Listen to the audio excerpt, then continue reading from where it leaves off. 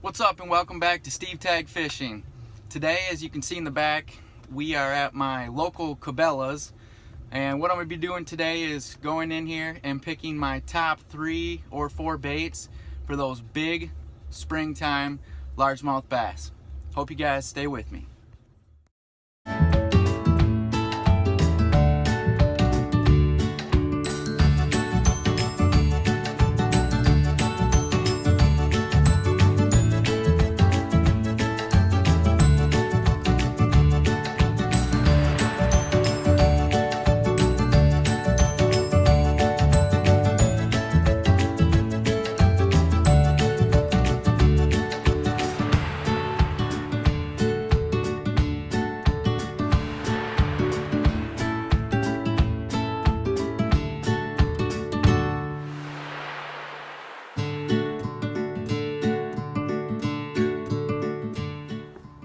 Alright guys, welcome back. So Cabela's was an absolute zoo today. If you're going shopping to Cabela's, I don't recommend going there on a Saturday afternoon.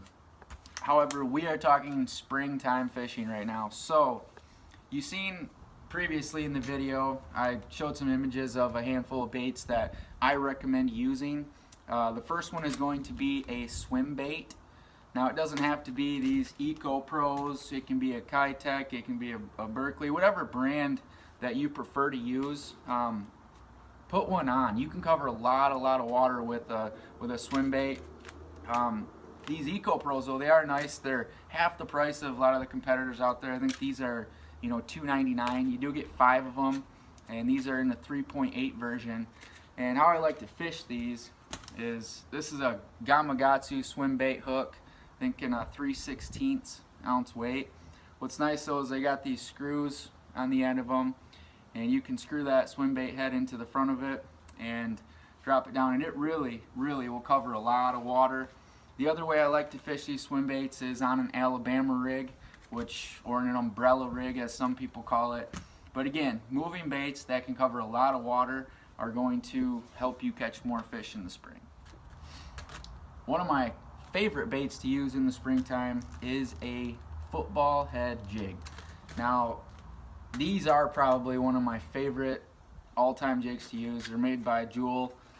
These are 5/8 ounce. I prefer a 1/2 ounce in the football head version. This is a black and blue flash color. It's going to resemble a bluegill or maybe a crawdad on the bottom, but you can cover a lot of water with a football head jig. And you can make long casts, especially if you're using a 7.3, 7.4, even a 7'6" rod.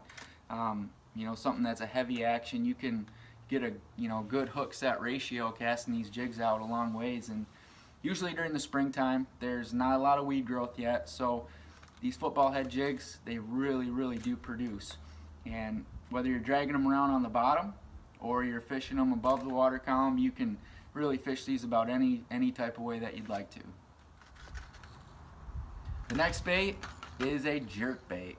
Now this is a Smithwick Rattlin' Rogue in the 4.5 inch version. This one is more of the top water type jerk bait. It'll get down to about 4 or 5 feet, maybe a little deeper if you can, get a nice long cast on it. But again, springtime, you want to cover lots of water quick, and these jerk baits will do that for you. This Smithwick is in a clown color, which is going to resemble a perch. They do make some bluegill colors as well, or about any color that you're looking for. But again, it doesn't have to be a Smithwick.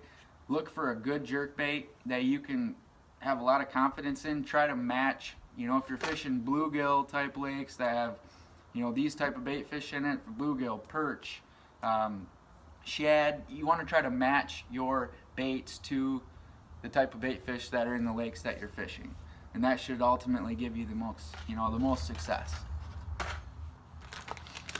The third bait that I bought is a Berkley Chigger Craw. These are the 3-inch version, so a little bit of a smaller profile. I absolutely love these things. Generally use these for trailers on the back of jigs. I like to fish these Texas rigged. I like to put them on the back of the jigs. And what's cool about these chigger craws, if you break these two legs apart, you get a lot of vibration on these baits, and that really sometimes is the difference in, you know, catching 2 or 3 fish to catching maybe 7 or 8. So Berkley chigger craw, they have a couple different colors, you know, keep them pretty simple. Put one of these on, I promise you'll catch a lot of fish in the spring.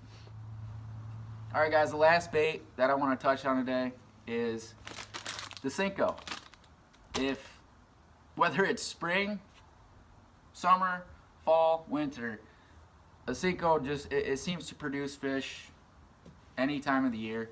I always have a Senko tied on, you know, a rod in my boat.